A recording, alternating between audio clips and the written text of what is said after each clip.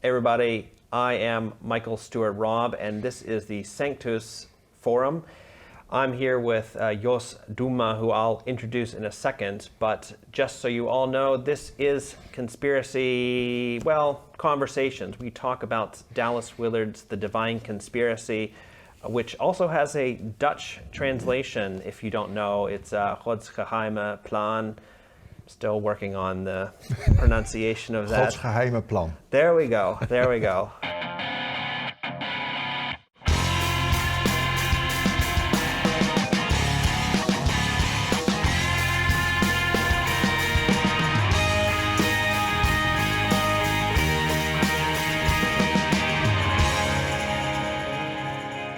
This is one of those longer ones, so if you don't know, there is a podcast associated with these videos, and you'll be able to just listen to us rather than look at us.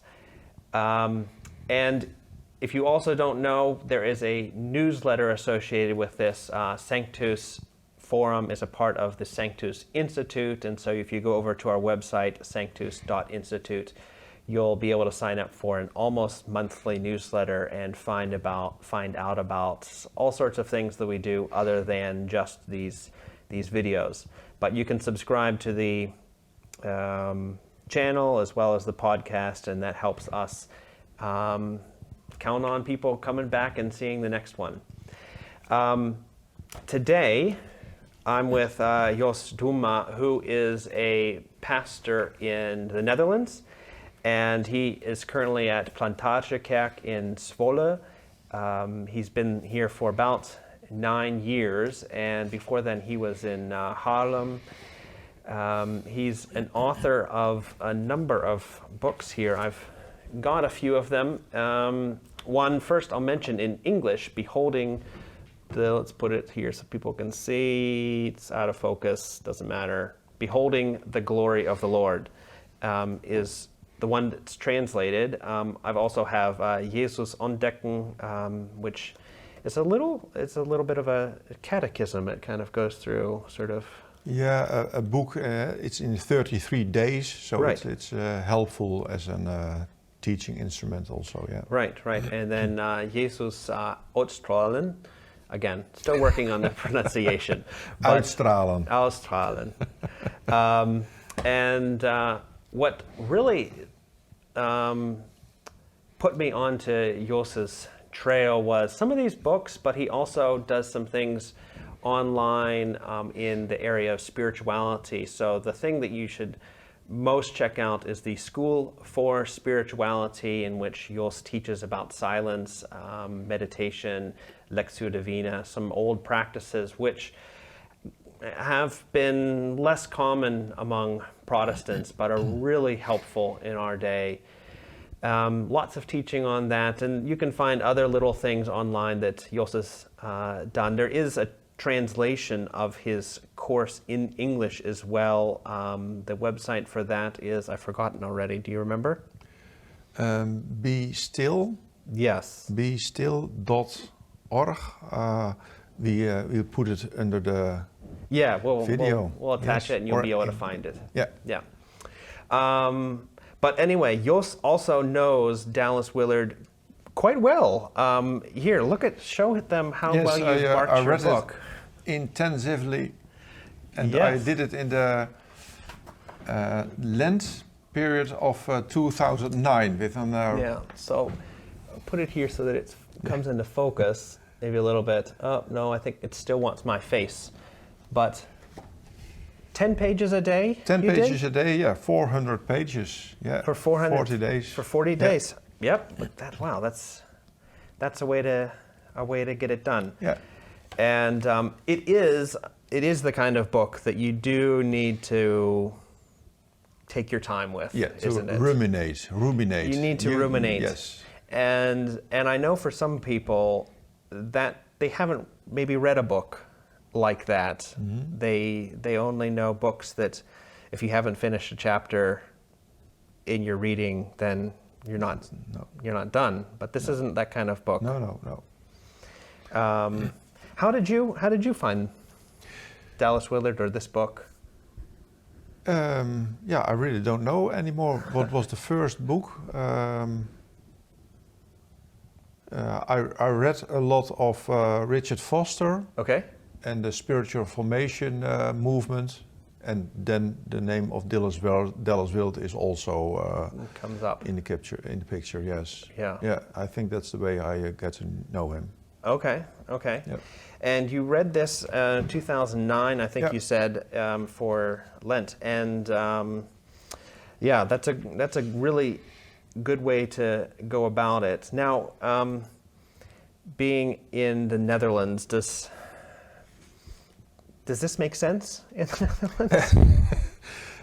It's about the gospel, and the gospel makes sense also in the Netherlands. Okay. It's about the kingdom. That's Yeah. very important. The kingdom amongst us, Yeah. among us. Among us, yeah. And for me, it is a very important book. I think it's now 13 years ago I read it. Yeah. And now we have this conversation about it. So I took the book again, and I did it more often. That I read some pages, and I really think that my thinking about the gospel and about the kingdom is now radically influenced by Dallas Willard in a way that I cannot all trace back, but his kind of thinking is my kind of thinking. Yeah, right. Yeah.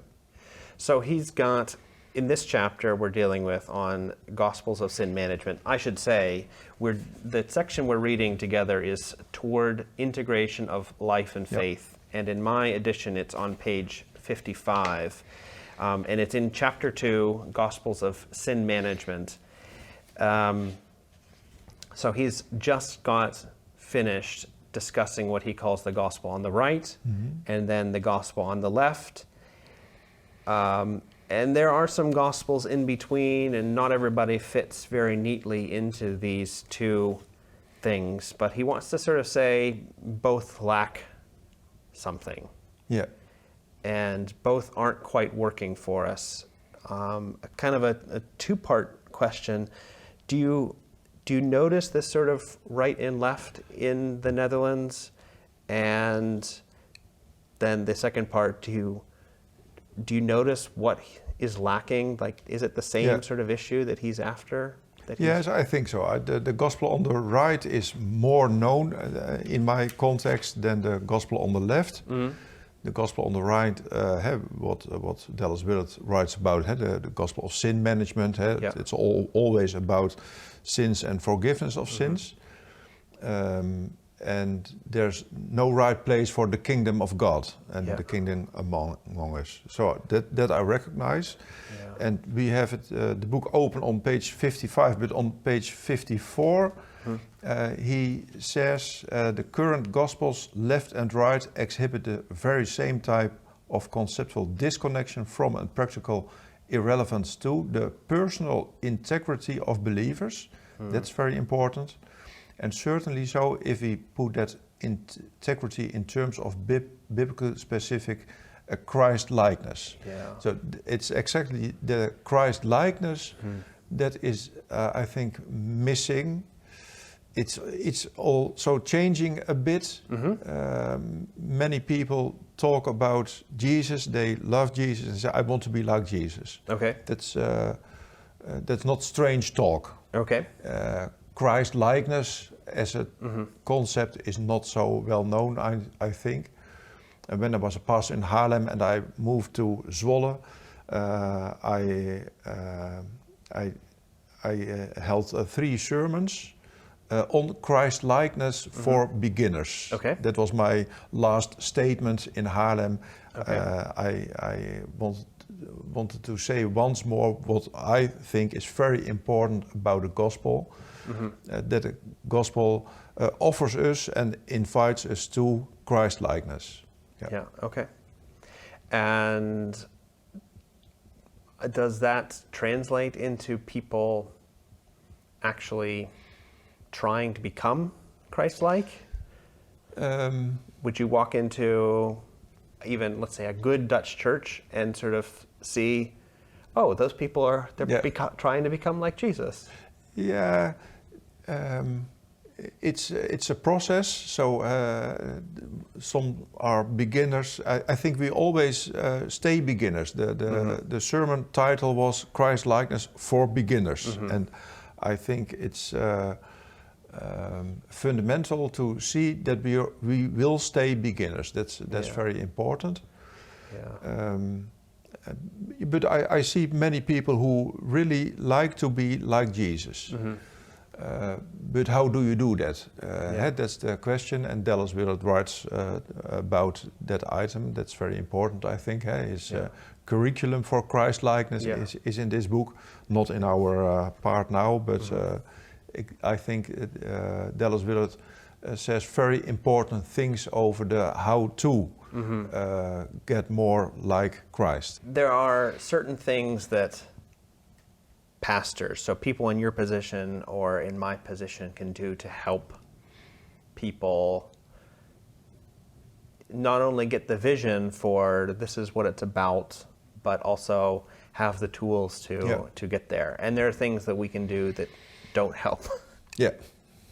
And he's a little worried about some of the things that perhaps ministers, pastors have done that don't help. Teaching certain kinds of theology kind of almost to exclusive points. And there's a section here, the centrality of the pulpit.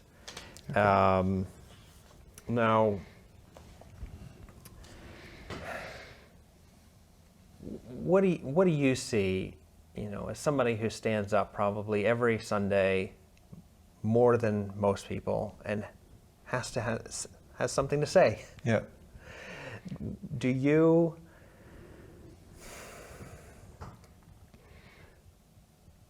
What role or power does the pulpit and preaching have in churches for Christ-likeness?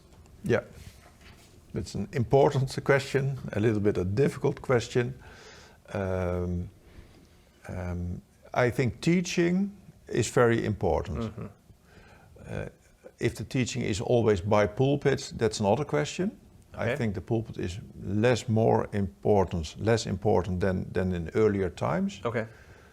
Because people can get their teaching on all kind of places and not only Sunday morning in church. Yeah.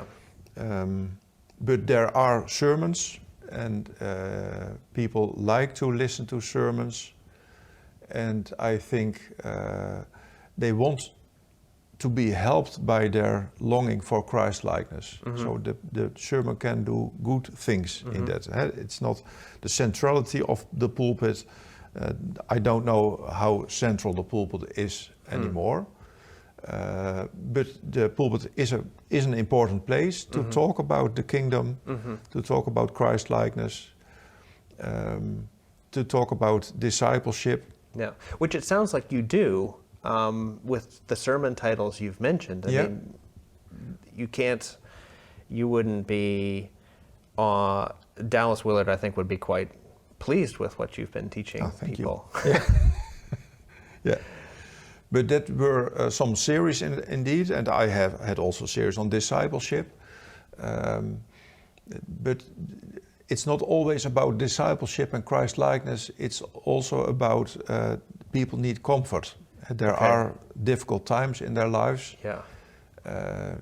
COVID times were difficult. And then it's also important to comfort people. Yeah. And that's a little bit difficult. Discipleship and comfort, that's not the same. Comfort is, in Dutch we use the terms uitnodigen en uitdagen. Okay. Uitnodigen is to invite, friendly invitation, to share the gospel, to share the life of Jesus. And also the exhortation, the discipleship, and that's more activistic, you could say. And it's difficult to find a good balance between those two. If you say every Sunday you have to be more like Christ, that can also be a little bit depressing, because we all stay beginners. Yeah. So there are also times that we need to get comfort because it's difficult to live in this time. Yeah. Yeah. Yeah. And that is an important part of becoming like Jesus, going through trials and difficult times. Dallas Willard, it's in this book. Yeah. Let me find the There's only page. one picture in this book, That's right. and that's the golden triangle in chapter 9. You're maybe faster than me. There it is, page 347. 47. So it's yes. it really is a triangle. Yeah. And he does have here 3 points: action of the Holy Spirit, which we have in the past 100 years been taught about quite a bit, what God does for us in our transformation. And then the planned discipline to put on a new heart does tend to be where we put the discipleship things and obedience and training. And then the other one here, what Dallas calls ordinary events of life. So that's like a global pandemic happens and your 2 kids of ages 9 and 11 are at home and they want kids. to... I'm just hypothetically speaking. Hypothetical speaking, okay. And you have to just get through it with God. Yeah. And there certainly were times when I showed up at church and I was looking for comfort from the pastor or for the other people that were... I suppose I didn't show up at church. I was turning on live stream. Nee, this triangle is very important. The series of sermons on Christ-likeness for beginners was about this triangle. Okay. Those 3 aspects, the action of the Holy Spirit, the ordinary events of life, temptations. Very important to have an open eye for that. People experience all kinds of difficulties, and it's important for the gospel to land in the lives of people, to acknowledge that there are problems and frustrations and difficult times. And then the third part is also very important. Planned discipline, that's about Lectio Divina or going to church or prayer. Yes. Even listening to sermons can be a discipline. Certainly, And Well, I think people, as church people, disciples, probably do get a sermon at least once a week, or they maybe read a book, or they listen to a podcast or something like this, a YouTube video. And I know somebody like you is trying to help people move beyond just thinking about God to maybe even meeting God or entering into practices like Lectio Divina, which is, in case you don't know that term, it's just a slow reading of the Bible to hear God's voice through it. But these are little practices that you would do to come into contact with Christ and then the goal of becoming like Christ. Do you find that people find it easy to go from showing up at church, listening to a sermon, to now I'm going to do something outside of church? No, when you ask the question that way, I think people have their Christian lives, even if there were no sermons. So I think it's important to acknowledge the fact that many people who go to church are in their daily lives Christians. They want to be a Christian. They want to be like Jesus. They want to give time, give money. They want to be kind. They want to be forgiving. I think it's very important to see that Christians are people who live in their daily lives with Jesus. And the big question for the church on Sunday and for the sermon on Sunday is, do the sermons help them by what they are already in. So I don't think you have to hear sermons and then you go to live like a Christian. Sure. But many people are living as a Christian. Others have to get know Christ, of course. Yeah. So that's important. The important question is, how can my sermon on Sunday really help them and encourage them and let them see new things about living with Christ? Yeah, yeah. You said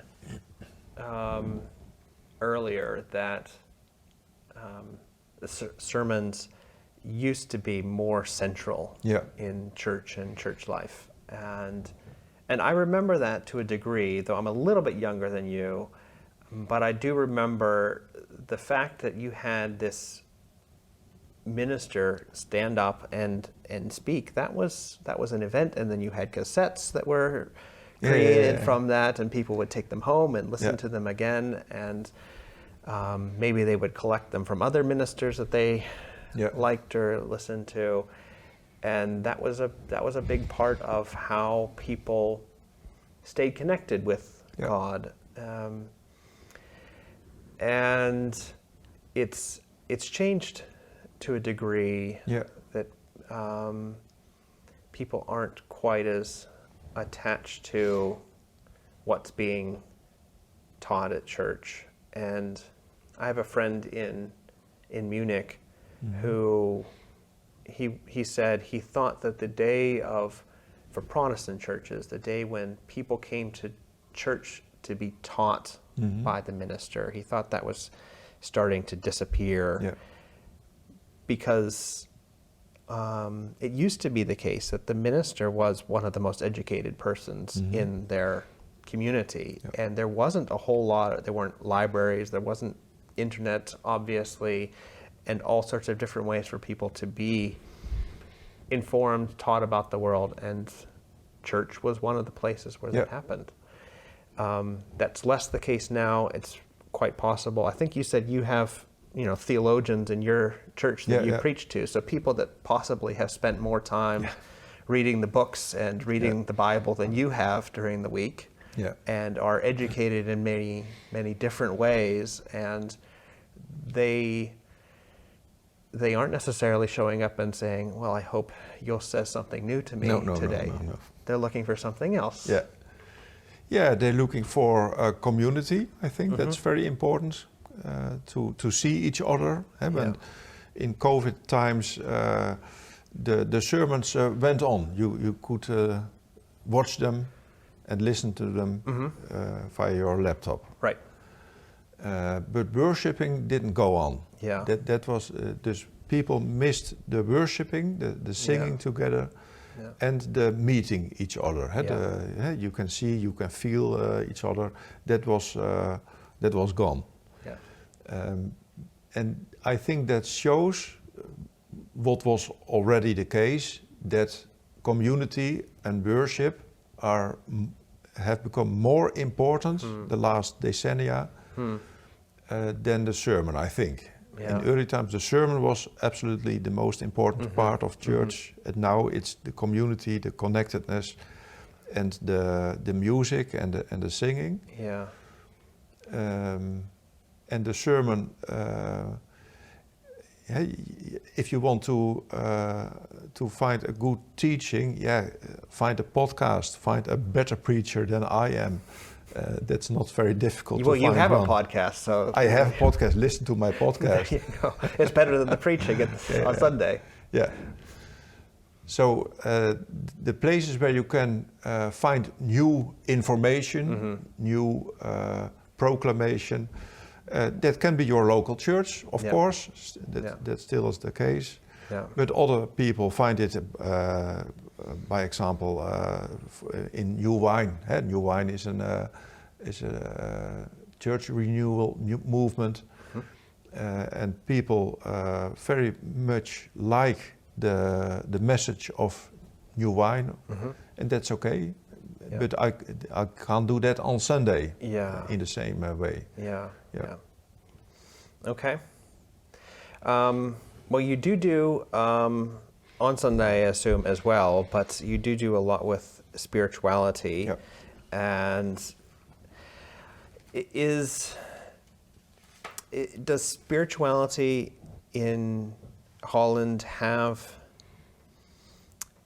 the same meaning as being in the kingdom among us? Is the sense of the gospel of the kingdom of God connected with spirituality? Are those just different words for the same thing, or? No, for me it are different words for the same thing. Okay, for you. Spirituality is about living like Jesus. Okay. And living in the spirit of Jesus. And that's my definition of spirituality, living in the spirit of Jesus. Yeah.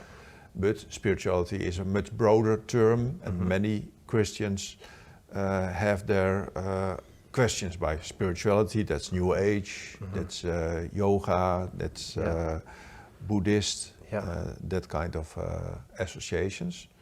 But spirituality is also a term we can use in the church. I won't use it very often in my sermons, I must confess. So that's a little bit a strange term for many church goers, I think. But I have an online school for spirituality, and there I use the term. Sure. Yeah. Sure. Well, in here, in this section, he's concerned about the life of abundance and of obedience, and he thinks that is something that would be important for today. Yeah. And one of the things that's for him clearly missing is this sense of obedience to Jesus today. And we're not obedient to Jesus because we don't think of him as a teacher who might have something very, very important to say to us that he knows a lot about. Just as, and obedience is such a difficult word for people, but if you go to a physical therapy for, I don't know, I have back pain and I go to physical therapy, the physical therapist says, you need to do this and this. And that's, if you do that because this person has told, that's obedience. Yeah. And I would assume that person knows what you should be doing to help your back restore or stay strong or whatever. With Jesus, he has a lot to say about what we do with anger, what we do with sexual attraction, what we do with our money, what we do with our thoughts. But sometimes we find convenient ways to learn from other people on those matters, or maybe not learn from anybody at all, but we don't think of Jesus as really all that strong in terms of his, I'm trying to avoid using the word moral, but I have to use it. Like he doesn't have a whole lot of moral authority for people. What do you think, where does this come from, that Jesus isn't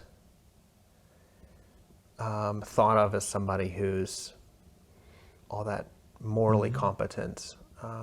We maybe have a favorite podcast or YouTube channel that sort of talks about what lifestyle could be, or maybe there's an author that we read, but we don't say, well, maybe Jesus could help me with my marriage or with my business or with my school or whatever it is.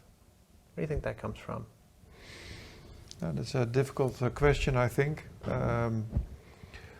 What I learned of Jesus is that the life of obedience is a life of abundance. Okay. And that's not what I learn when I go to a therapist or another person who has something to say. Yeah. I think that many Christians experience the things Jesus asks of us, that are moralistic claims. You must be kind and you must be forgiving and that sort of kind of thing. And then you have the feeling that you have to do that in your own strength. Now, there's not very much of that in many cases. And we have to learn that that Jesus offers us a life of abundance. John 10, verse 10. Yeah. I have Come to give you life. come in abundant life. Yep. Het leven in overvloed, we say in Dutch. Yeah. To the fullest. To the full, yeah. And I think many people, Christians also, first have to recognize that is what Jesus came to do, to show us and to give us the abundant life, the life to the full. And when you believe that is what Jesus is doing, then you can listen better to him when he say you have to love your enemies. And what Dallas Willard says, who among us, that's on page 57, who among us has personal knowledge of a seminar or course of study and practice being offered in a Christian education program on how to love your enemies, bless those that curse you, do good to those that hate you, and pray for those who spit on you and make your life miserable. Yeah. So he says, why don't churches have courses about these themes? Okay. And because I think churches don't have it because we tend to look at this in a moralistic way, and we don't like that. Yeah. And if we have problems on this field, we go to a therapist or to a self-help book. Yeah. And the church has to learn anew, I think, that we can listen to Jesus as we struggle with hate in our life or with unforgiveness. Yeah. Yeah. That's really interesting. So you do. Have you ever done a course on one of these very practical? No. I do courses on spiritual disciplines. That's already a little bit new in churches. Right. We have our Bible studies, but there are no places where you can learn to meditate in a Christian way. Yeah. Not many churches offer that. Right. I have offered it in the church, and I offer it now via the School for Spirituality online. And many people are interested, and many people are learning Lectio Divina or being silent. Dallas Willard writes also about some spiritual practices, silence and solitude. But I think there is a terrain we have where we as a church have to take our place. People want to learn to be silent, to get rest. And we all know that Jesus said sometime, come to me when you are burdened and I'll give you rest. But how do you do that? Yeah. And you have to follow a mindfulness course to do that. And I think the church has something to offer. But then you have to organize this kind of seminars or courses. Well, it sounds to me that your courses are working on the abundance side of it, helping people experience the abundance of the kingdom, of grace, of Jesus's presence in their life. And then Dallas Willard's idea and my idea, and I think your idea would be that out of that, a course on how to bless those who curse you could really make a lot of sense. Yeah. Because then you're beyond this sense of, well, this is a moralistic sort of way that I have to do this. You already have this sort of overflow of life with Jesus, that you have the freedom and a place to stand in order to say, well, I don't have to curse those who curse me. And you discover that kind of life in silence, in Lectio Divina, in Jesus prayer, in centering prayer. That's not a term Dallas Willard has used, I think. No. I learned that from a person like Thomas Keating, from the Contemplative Outreach. But I think that those items as loving your enemy, you are confronted with your enemy in your silence, because in your silence all the words that are said come suddenly to your the enemy mind. is right there. Right there. And there you learn to bring it to Jesus, of let it go, and there can grow the desire to learn to love your enemy. Yeah. But then we have to help each other to come at that place where we learn to be silent, and that's already a very daunting thing. Yeah. Well, let's. This is a little bit of a tangent, but let's go down that direction. Do you remember when you first started to be silent? I remember a very obvious car trip that I took. I was driving from New York to Ohio, about 3 hours in the car, and instead of putting on music or radio, or I think at that time I was listening to like language cassettes or something like that, I said, nothing. No. I'll just ride in the quiet. And I had probably practiced with some smaller amounts then, but I remember that drive so well. It was really quite new to go that long without having something coming at me. No, that's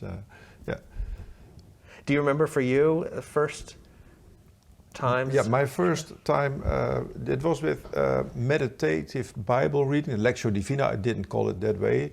I was 20 years old, I think. I was beginning theologian student, and I lived in a house with other students, and one of the rooms was empty. There was no one living. There was only a bed, and I chose to sit on that bed with only my Bible and be silent with the Word of God. It was new for me. Okay. Yeah, I have done in my youth very much Bible studies, very much discussions, etc., but not be silent with the Word. Yeah. That was for me an important moment. Later on, when I was a pastor in Haarlem, I went to a workshop by David Muiskens from Contemplative Outreach. He came from Canada to Holland to teach Lectio Divina and Centering Prayer. And that was for me also a very important moment on my path on silence and centering prayer. And there are times that I practiced 2 times a day, 20 minutes of silence. And now I try to start my day, but it has to be a quite normal day. This is not a normal day. I had to go to you here in Zwolle for the podcast, and so I hadn't the rest. But when I have a quite normal day, my first thing in my study is sitting 10 minutes in silence. So that's for me a very important spiritual practice. 10 minutes silence, and doing nothing and trying to think nothing, which is very difficult. Yeah. What do you find is the immediate effect of that? So you notice the difference between a day when you have done it and a day when you haven't, or a week when you have done it and a week when you haven't? It's difficult to say something about immediate effect. the problem with practicing silence is that there are often no immediate effects, so you stop with it. It's more on the long term. Yeah. But one effect is more focus. When I start with silence, there is more focus in the rest of my day to do the things that are in my agenda. Okay. But that's not really Christian per se. It's not. I'm not living nearer to Christ by the silence. But that's also an effect of silence that I practice doing nothing. That's a silence, doing nothing, not thinking, but staying in the presence of God. Yeah. And I think over time it helps me at other moments to do nothing or to let go. That's one aspect of practicing silence, that there are all kinds of thoughts and you have to let them go. Yeah. So when you practice let go, there are other moments in your life, something is happening and that you are better at letting go. That's an effect, I think, of practicing silence, that you are getting better at letting go. Yeah. And that becomes important when you're dealing with something like anger, which is a kind of a natural response, but you find that you don't have to hold on to it. You don't have to become obsessed with something. And a lot of the habits in our bodies are more designed to hold grudges, to dwell on things, to focus on the negative things, to constantly think of ways to attack the other person that's made us angry. And that the way you've described the ability to let things go that comes from silence sounds like it would be helpful to somebody working on anger. Yeah, certainly. Let go, let God, they say in contemplative outreach. Let go and let God. And let God, it's very interesting that Dallas Willard, if you read his biography, there's a little bit there, but one of the things that he found, when he was a younger adult, maybe, let's say 35 to 45, he was very interested in the Sermon on the Mount and trying to live like Christ. And so he thought, here's Christ's teaching, and Christ has kind of given this to us, and I'm going to try to live this way. And he would come up to things like Jesus' teaching on anger, and he just found that he just could not do it. And the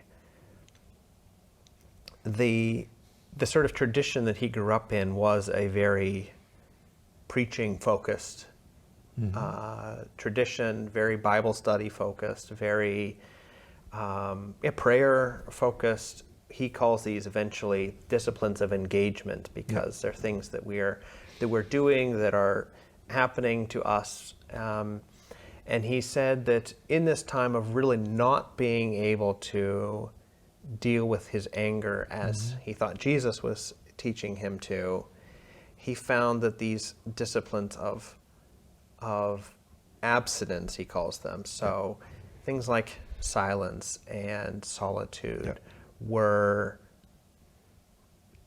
essential for him. In fact, he says he was kind of driven to them, because reading more of the Bible and reading more Christian books and doing more Bible studies wasn't helping him with following Jesus. And he needed that balance of those other things. That there's a certain development, a spiritual development in Christians, I think. As we look at prayer now, we are used to praying with words, many words, if possible. Many people experience a kind of that works not anymore in my life. But no one tells them that you can pray in silence, that your silence is prayer. And that's also a very important thing, I think, as it comes to the practice of abstinence, that there are no words, but there are, we have to meet people who tell them that it's okay to pray without words. Yeah. To be silent. Yeah. And centering prayer, silence, solitude. But that's not taught. No. No. Well, I'm glad that you're teaching it, and it's odd that outside of the church there is a lot of interest in some things that are very similar to Lectio Divina or similar to traditional forms of Christian meditation, and yet those do tend to be among younger generations that are excited about that, and yet you don't see a lot of them showing up at church saying, even when we offer things, saying, okay, we want to learn from you as well. Yeah. Do you think there's a reason for that? Why the disconnect between a culture that's more and more interested in spirituality and yet a church that doesn't seem to have anything to offer? Yeah. No, I think that's the problem, that the church itself doesn't offer it. Doesn't know. I very much like the contemplative stream in Christianity, and that contemplative stream is not very well known. Yeah. Most Christians know social justice, but very important. The evangelical stream, being reading the Bible and to tell the gospel. There are some other streams, but the contemplative stream is not very well known. The Roman Catholics know it better, but you have to be almost a monastic when you really learn to be silent. Yeah. And I think it's very important for the church nowadays to get know the silence and the contemplative stream of Christianity. Yeah. And Dallas Willard helps. It's rather special, I think, that he says. He talks about 4 disciplines in the book, only 4. In other books he writes about more disciplines. Right. If there are important disciplines, then there are those 4: silence, solitude, abstinence, and study and worship. Study and worship. Yeah. I like that very much. I think that I am a person like the personality of Dallas Willard, a little bit introvert. You can't say to all Christians, these are the 4. I think he's a little bit one-sided in that. But yeah, I think he is very much right, that we have to find that place where we learn to be silent. Yeah. And that it is very crucial for being a Christian. Yeah. But yeah, where do you learn it? Not in the church where you are singing and listening and praying, all words. Right. Yeah. Well, if you went to a Quaker church, yes, like Dallas Willard went to for a time of his life, and Richard Foster, who you mentioned, also was in the same Quaker church, they had times of silence in their church. And I was listening to a Quaker teacher the other day. Elton Trueblood is his name, and he tells a story about showing up to a Presbyterian church with a bunch of Presbyterian ministers, and Presbyterians are like in the Reformed Calvinistic tradition, and he started by praying silently. He said that they didn't know what to do with themselves. No. Hey, that's true. Have you ever tried that in your church? Just say, okay, silence? Short times of silence. Okay. There are many children in the church, so you can't be 20 minutes silent, I think. We have Vespers now and then, once a month, and there is more room for silence. Mm-hmm. I have done a Vesper in the way of Lectio Divina, with first the reading, and then silence, and then meditating, and then silence, and then prayer, and then silence, and then the silence of contemplation. Okay. But that was one event. But that's not on Sundays. On Friday mornings, twice in a month, we have Lectio Divina in the church. And then we are from 10:15 to 11, we have 20 minutes of silence. And then we share what we have prayed or thought around the chosen Bible text. Yeah. And have you found that people are accepting it and it becomes a routine for them, to the point that, if you say you retire, and then they'd say, of course we want to continue doing this. This is an important part of church. Some will do it, some not. Okay. We are not a church now where silence is very prominent. Okay. No. That has to do with, I find it quite difficult. Dallas Willard is speaking to my heart, but it's my heart, and he doesn't speak to the hearts of all Christians, I think. Not all Christians are likely to give silence a very prominent place in their lives. Just this morning I read about some people of my church who have gone in their cars and they are driving to Ukraine to help. Okay. That's also spirituality, I think. They won't go to a Lectio Divina with me. Okay. But they are even better Christians than me. Okay. I think, sometimes.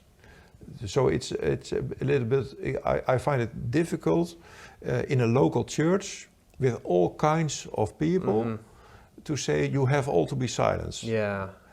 So that's one of the reasons that I have the School for Spirituality, where I can say silence is very important, and if you don't find it important, it's okay. Yeah. You don't have to go to this school. In the church that works a little bit different. Sure. And I find it a little bit difficult. I think silence is important for every Christian, and to learn to be silent. But how do I teach that to a local church and to the whole local church? That is a difficult thing, I think. Yeah. Well, I think you're right in that everybody's going to need different quantities of it. I would be surprised to find somebody who at the end of their life had become very much like Christ, and yet they had zero need for silence in their life. That's hard to imagine, that they would never have had a time when they needed to be silent. But I can imagine somebody who didn't need a lot of it. And I think this is an interesting thing as well in our day, when a lot of our jobs are things we do with our minds. We don't have as many sort of jobs we do with our hands where your mind is free to think about whatever you want to think about. And I think that's perhaps why silence and quiet and solitude can be even more important for us, because our lifestyle, just where we are in history right now, means that we constantly have to think about things and constantly deal with communication and constantly deal with other people. We're not plowing fields anymore, or working in the garden to feed the family. Yeah. I try to look up a quotation Okay. in the part about silence. That's in, yes, I think I find it, yes, page 358. He quotes, Dallas Willard quotes Pascal, Blaise Pascal. Yep.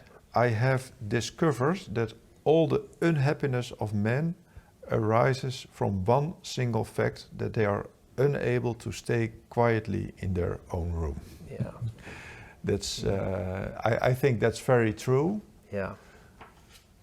If Putin sat quietly in a room, then the world would look different, I think.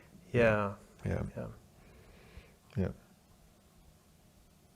And I think that's in general what Dallas Willard is saying. Just when you mention Putin and Ukraine, there's a prophetic voice behind this. And to paint the big picture, what he's saying is, even though we have in the West benefited a lot from Christianity, there's no sense, that word the West only makes sense because Jesus was in certain parts of the world kind of taken seriously. Even though we have that, it doesn't, our society has really very serious problems, both on a government level as well as personally. Yeah. Things don't work very well. And then he's saying, well, how much actual learning from Jesus are we actually doing? Yeah. How much of this life of abundance and obedience, we keep saying that, but Yeah. that's on page 55. Yeah. There's a little tiny quote there, the life of abundance and obedience. How much of that are we really pulling from Jesus? And then you find that in all sorts of areas of life, there are Christians, people who say that they follow Jesus. In the conflict in the Ukraine and Russia, there are Christians all over there. But for some reason, well, I don't want to assume, but some are not following Jesus to the degree that they could, and are not acting when they could act. And that comes from not having already had this habit of living in the life of abundance and obedience. And there are people who are very close to people of power who are able to speak up and are able to stand up. And we see that in Christian history. You see people who, at very crucial moments, have stood up and done what is right. And I guess that's when it comes down to, is doing what is right when it's time to do what's right. Yeah. And there's a value in and of itself for silence and being with Jesus, but there's a much greater value beyond that, and that how it empowers us to live life. You know, just your little 10 minutes in the morning doesn't make up very much of your day. The rest of the day is really, I don't want to say it's what counts, but it's where we really need to be Jesus's co-workers and to participate with what he's doing. Yeah. Yes, I think this is all about the soul. We have an inner room or an inner space, and we live from that inner space, even if we don't know that inner space. Yeah. And silence is about that inner space, that we are discovering that inner space, the room in us where Jesus is, where the Holy Spirit is. Yeah. And we have to learn to be in that place, and that you don't need hours there, but 10 minutes, 20 minutes, half an hour, a little Sabbath. This is all about the Sabbath. Yeah, absolutely. And Sabbath is abundance. I mean, in the Christian sense, I mean, what we're doing with silence and meditation and resting, and that is out of a sense of God's huge abundance and care for us and creation. Yeah.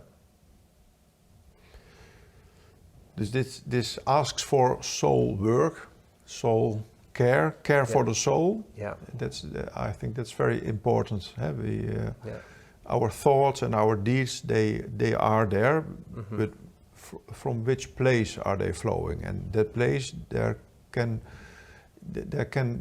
you can change things that happen in yourself. Yeah. And that will influence your thoughts and your deeds and how you are living. Yeah.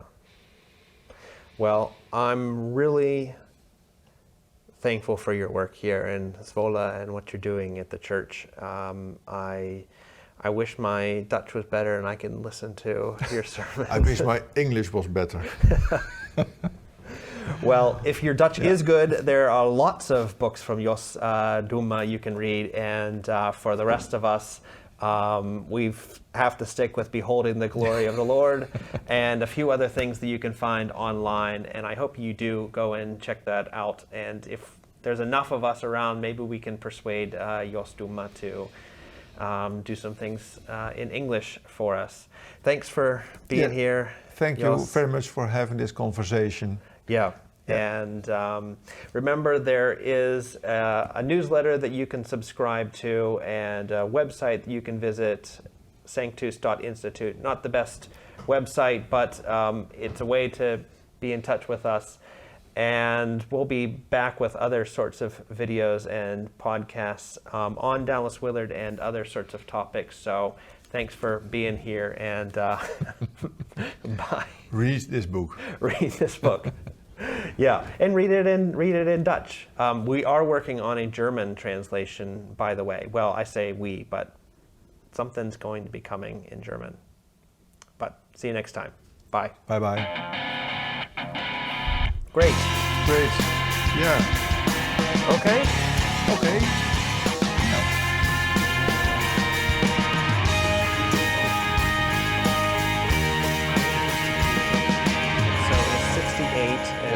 And then it's gone down to 60, 61 on the other card there. Yeah, but